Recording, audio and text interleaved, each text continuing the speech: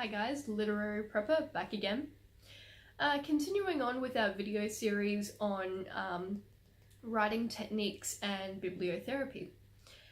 So, as I've sort of said in previous videos, it's really helpful if you guys are able to put a time limit on the writing exercises that you do. So what do I mean by that? What I mean is I use an egg timer when I'm doing my writing exercises, so that I have like a finite amount of time that I allow myself to do the writing exercises. So another one that I use a lot for myself, for my students, for adult students, I suppose you'd still call them, is one that we call a 10-minute purge. So it's basically 10 minutes of just writing whatever comes to your mind. So you can use your word bank. So in a previous video we created a word bank, so I should call it a noun bank. So if you haven't seen that video, if this is the first video that you've seen, don't panic. So all you do is you get a piece of paper and you write down as many nouns as you can think of. Now, running down the page, and then when you run out of space, go to another the top of the page along a little way and then start again. And then what you do at the end of that is you take some scissors, you cut up your words, and you put them in like a little Ziploc bag or a pencil case or some kind of container, so that you can just sort of shake them up a little bit. And then when you do one of these exercises, you pull one out, and that's your word that you use for your writing exercise for that point in time. Now we all have days where we pull a word out and we think, I have nothing, I can't think of anything to do with that. It's fine, put it back in, pull out another one that you find more interesting. Or if you find yourself sort of pulling out the same word and thinking, no, I don't want to use it, throw it in the bin. No one is judging you. This is purely for yourself, so no one is judging you. If you don't want to use a word that you pull out, don't feel like you have to, because there's nothing more demoralizing when you're trying to write than not being able to think of anything. It starts to sort of snowball into a bigger effect, and it really doesn't feel good. So I would totally recommend going out and buying an egg timer. My egg timer goes for 5 minutes, so I flip it over one side and let the sand run down, and then I flip it over the other side and let the sand run down. That's how I time my 10 minutes. The problem with that is that you've got to actually sort of keep an eye on the egg timer, otherwise you find yourself writing and you go, oh look, the sand's all gone, I wonder when that happened. You can use your phone, you can use a wall clock or a watch or whatever it is, but yeah, limit yourself to 10 minutes, because that is what I've found to be a really good sort of amount of time to force yourself to think quickly, to write quickly, and all that jazz. So what do you do if you don't have your word bank? Say you're away from your desk, or I don't know, for whatever reason you can't be bothered making a word bank. That's perfectly okay as well. What do you do? So the other thing that you can do is take a statement. So people like Ernest Hemingway have brilliant statements in standalone sentences in their books. So you just pick a book off the shelf, you flick to a page, and you come to a statement. So the example that I'm going to read out to you guys in a minute of a a piece that I wrote a number of years ago based on one of these exercises. So the statement was, the room smelt unpleasant.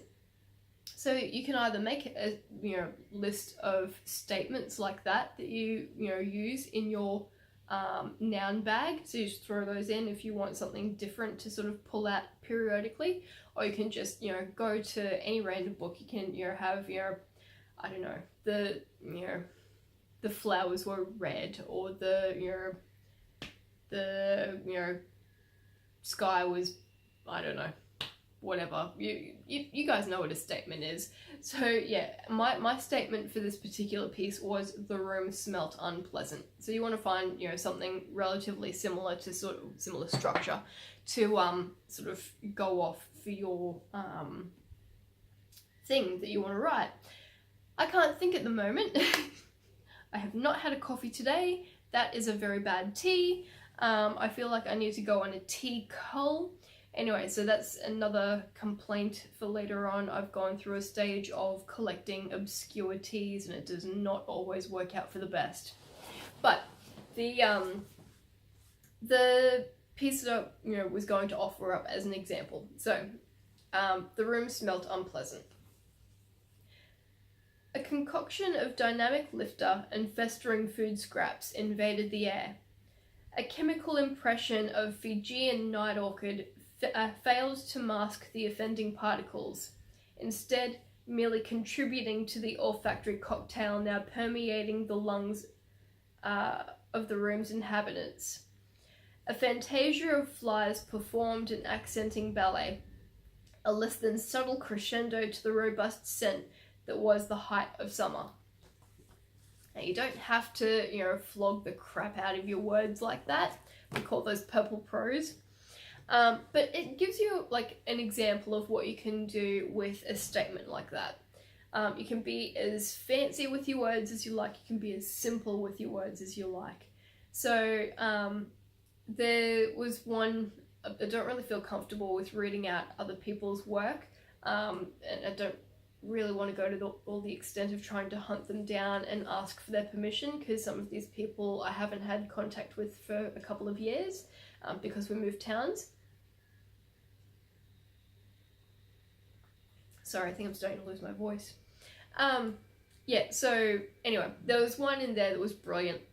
It was basically written, like the word was eggs, and the guy that wrote it basically just wrote this massive description about, you know, the scrambled eggs that he had had for breakfast that morning. It was really funny, really well written. But that's the kind of thing that you can do. And, you know, when it sort of comes back to the whole sort of, you know, processing of, you know, traumatic events or whatever, you can make it as lighthearted as you like. You can make it as in-depth as you like. Rather than choosing to write something, you know, about, say, you know, this is going to sound really gross, but rather than choosing to write about the, you know, scrambled eggs that you had in the morning, if you're going through something like fertility issues, you can write about, you know, your failed IVF experience with eggs. So that kind of thing. Or if, you know, you've just experienced a, you know, a bushfire or something, then eggs might not be appropriate, but you can choose, you know, another word that is more appropriate. You can write about, you know, the things that you've lost, or, you know, maybe even you write about the eggs that were in the fridge that you were looking forward to, you know, being able to have for breakfast that were caught up in the fire. Be as, you know, loose and creative with it as you want to be.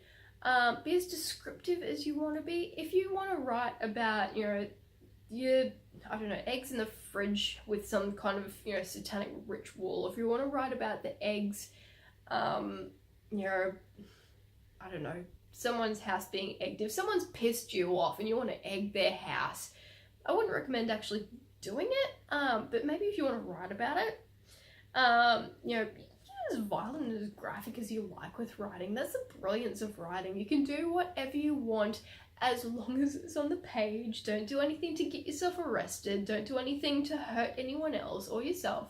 But yeah, if you want to write it down, if you want to, you know, have violent eggs, then have violent eggs. If you want to have depressed eggs, have depressed eggs. If you want to, you know, have, you know, a little egg revolution, then, you know, write about a little egg revolution. It's up to you guys. So just have fun with it. But yeah, definitely, you know, practice writing in like a 10-minute time frame, and, you know, make yourself a noun bank, and, you know, just have a look through whatever books you have on the shelf, or even have a look on the internet for random sort of statements or whatever that you can sort of have as starters for your 10-minute purge. And as usual, sort of feel free to sort of drop any of your own examples down in the comment box.